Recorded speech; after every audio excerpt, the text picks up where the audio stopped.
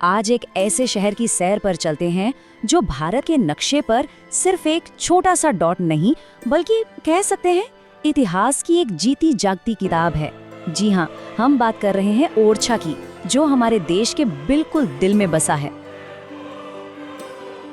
जरा सोचिए, एक ऐसी जगह जहाँ पुराने महल आज भी खामोश गलियों पर ऐसे खड़े हैं मानो पहरा दे रहे हों। और पास ही बहती है बेतवा नदी, जिसके पानी में इतिहास की सुनहरी यादें घुली हुई हैं। बस यही तो है ओरछा, एक ऐसा शहर जो पत्थरों से कम और जिंदा कहानियों से ज्यादा बना है। अब देखिए, अगर ओरछा के दिल को, उसकी आत्मा को समझना है ना, तो सबसे पहले हमें चलना होगा उसके आध्यात्मिक केंद्र की तरफ। यहाँ एक ऐसा मंदिर है जिसकी कहानी इसे पूरे भारत में बिल्कुल सबसे अलग बनाती है। तो भाई, ऐसा क्या खास है इस मंदिर में? ऐसा क्या है जो इसे इतना यूनिक बनाता है? जवाब बड़ा सीधा है।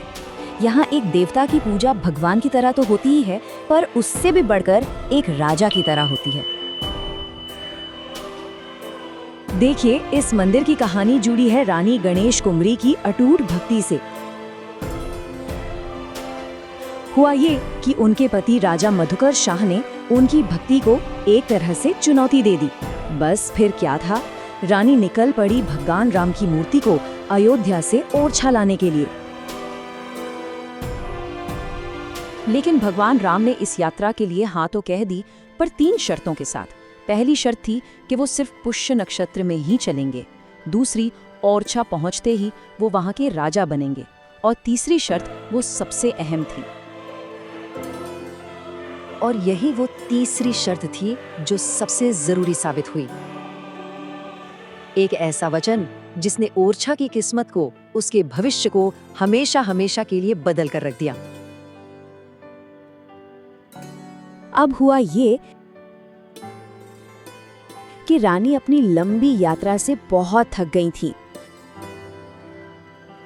तो उन्होंने रात में मूर्ति को आराम के लिए अपने ही महल में रख दिया। और बस भगवान राम की शर्त पूरी हो गई। मूर्ति फिर वहां से कभी नहीं हिली। और इस तरह रानी का अपना महल ही मंदिर बन गया। कमाल है ना? तो सबसे जरूरी बात जो समझने वाली है वो ये है, जहां पूरे भारत में भगवान राम की पूजा एक देवता के तौर पर होती है, वहीं ओरछा में उन्हें एक जिंदा राज करने वाले राजा का सम्मान दिया जाता है। तो एक तरफ तो ओरछा का दिल एक राजा भगवान के लिए धड़कता है, लेकिन दूसरी तरफ इसकी रगों में शाही खून दौड़ता है।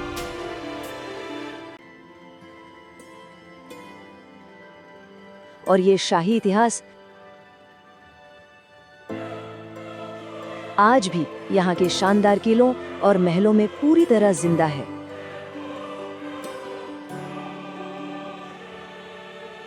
जैसे ही आप ओरछा फोर्ट कॉम्प्लेक्स में कदम रखते हैं ना, सच में ऐसा लगता है जैसे आप टाइम में कहीं पीछे चले गए हों।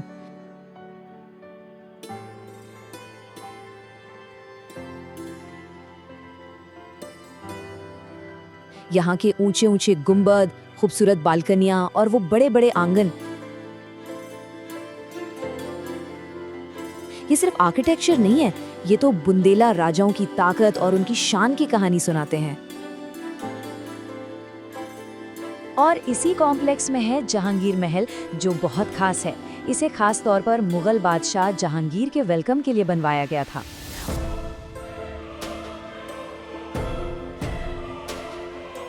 और आप जानते हैं, इसमें मुगल और बुंदेला आर्किटेक्चर का एक कमाल का मेल देखने को मिलता है, जो उस जमाने की डिप्लोमेसी की कहानी भी बताता है।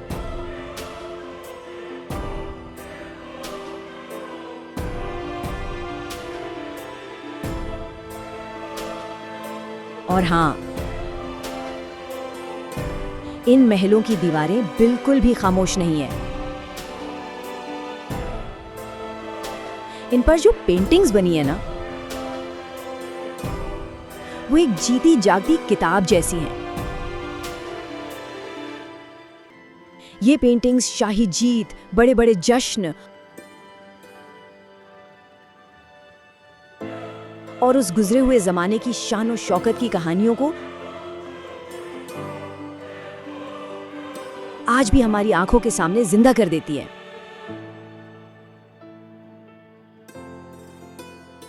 अच्छा, पत्थरों में कैद इस इतिहास से निकलकर अब जरा उस तरफ चलते हैं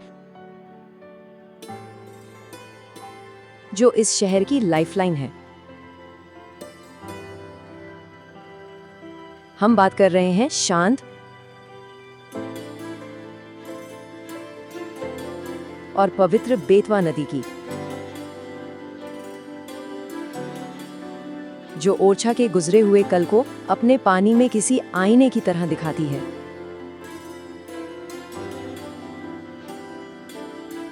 और जब सूरज ढल रहा हो ना, उस वक्त बेतवा नदी में बोटिंग का अनुभव तो बस क्या कहने। शहर के महल और मंदिर सुनहरी रोशनी में नहा जाते हैं और उनकी परछाइयां पानी पर ऐसे नाचती हैं जैसे लगता है मानो नदी खुद इतिहास का जश्न मना रही हो।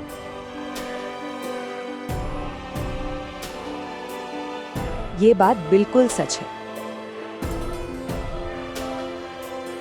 ओरछा में सनसेट सिर्फ एक नजारा नहीं है, ये एक एहसास है।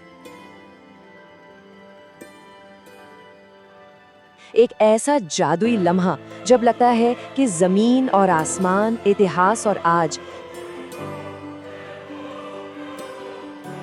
सब कुछ एक साथ आकर मिल गया हो।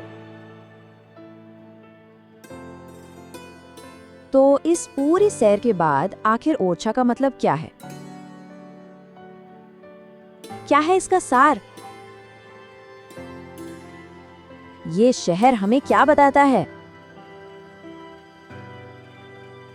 देखिए, 16वीं सदी में बसाया गया ये शहर असल में शाही ठाठ, कला और भक्ति की एक ऐसी विरासत है जो आज भी इसके चप्पे चप्पे पर महसूस होती है। तो कुल मिलाकर ओरछा सिर्फ एक टूरिस्ट डेस्टिनेशन नहीं है, ये तो एक पूरा का पूरा अनुभव है। ऐसा लगता है जैसे हम किसी जिंदा कहानी में ही चले गए हों। एक ऐसी जगह जहां गुजरा हुआ कल और आज का दिन दोनों एक साथ सांस लेते हैं।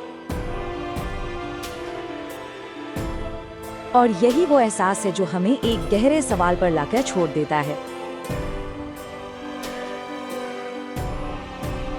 क्या इतिहास सिर्फ वो है जिसे हम देखते हैं या फिर वो जिसे हम महसूस भी कर सकते हैं?